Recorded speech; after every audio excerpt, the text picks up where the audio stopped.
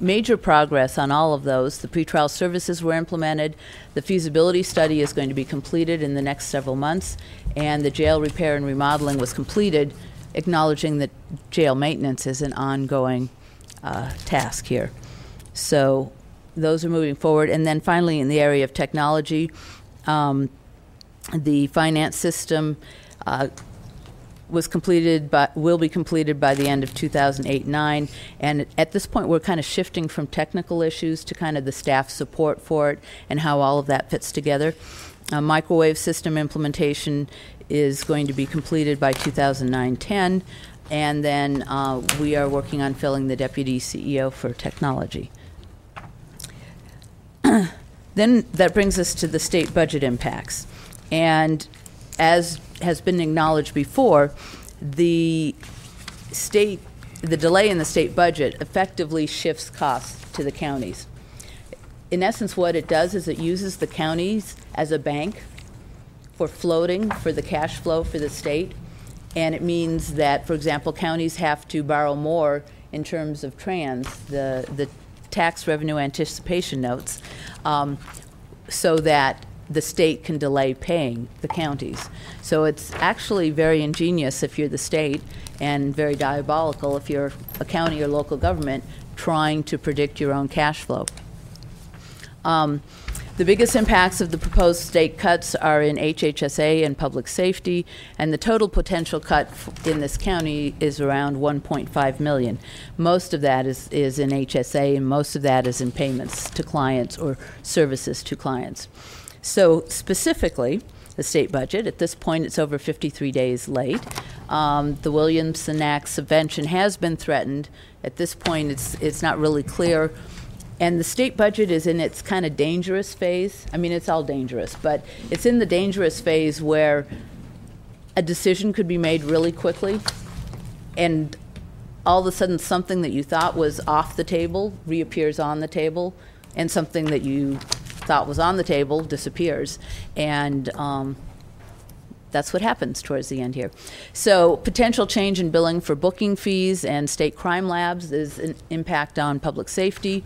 And then they're talking about no cost of living adjustments for CalWORKs recipients, delayed COLAs for seniors and disabled. That would be through the SSI program. They're talking about cuts in staffing for food stamps, Medi-Cal, and IHSS. Interestingly enough, one of the reasons why one would target those programs for cuts is because those staff are the gateway to services. So if you cut back on administrative staffing, you're providing fewer services to the clients. And then they're imposing or seeking to impose a version of ERAF on redevelopment. And again, it's really quite clever. Somebody spent some time thinking of this, because they're saying that they may not have to pay this back, because all they're saying is that redevelopment agencies need to transfer more, do more pass-throughs, in this case to the schools. And so they might not view this as a loan, in which case it's a permanent loss to redevelopment agencies. So the potential state cuts are, as I said, funding for Medi-Cal administration, IHSS, reduced public safety subventions, although in the latest proposal from the governor, most of the public safety subventions seem to be off the table or seem to be protected. Again, we won't know until they sign the final budget, but and then they're looking at reduced library subventions, but I haven't heard that one's actually moving forward. So real quickly on the priorities, you've seen this before, but I think the point here is that some priorities don't go away. They're a priority for a reason, and it takes multiple years to make them happen. So as we're looking at, this is from 2006-07, we started out looking at debts and liabilities, justice facilities planning, the advanced planning, all the usual suspects. They will eventually drop off, but for right now, these are ones that are carried forward and continue to have an impact on our budget.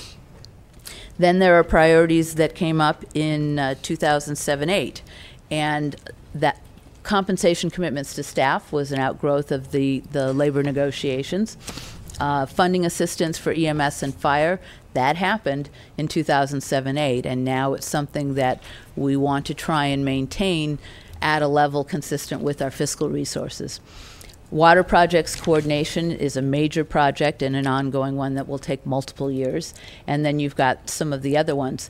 And then economic development and infrastructure. As we continue with planning in that area, there will be outcomes that you as a board will want to pursue, and we recognize that will continue to be a priority. And then the coastal plans. But this is where we talk about in 2008-9, we're really trying to not have any new or additional priorities, because it's kind of like you clean your plate before you get dessert or whatever. We need to finish some of the priorities from before we add a whole lot more. And we just don't have the resources, to either staffing or financial, to continue to load on priorities. Fortunately, the ones we already have are compelling enough that I think that they cover a lot of what folks are interested in. So lingering concerns, and by lingering concerns, I mean concerns for the departments as well as for the county. So this goes in both directions. Is the teeter plan repayment continues to be a concern. Our contingency fund and our ability to have any money in the